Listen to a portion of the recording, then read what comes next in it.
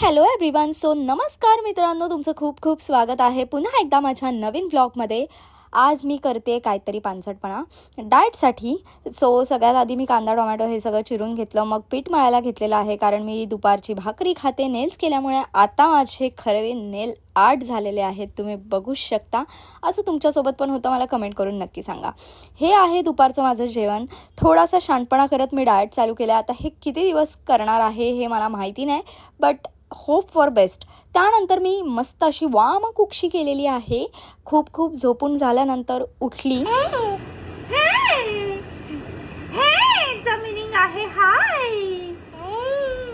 असा थोडासा प्रयत्न केला आणि ब्लॅक कॉफी पियायचं ठरवलं. आयुष्यात गोडवा कमी असल्याने पटकन माझ्या बाबूने माझ्या आयुष्यात गोडव्याचा भर टाकलेला आहे पप्पी देऊन.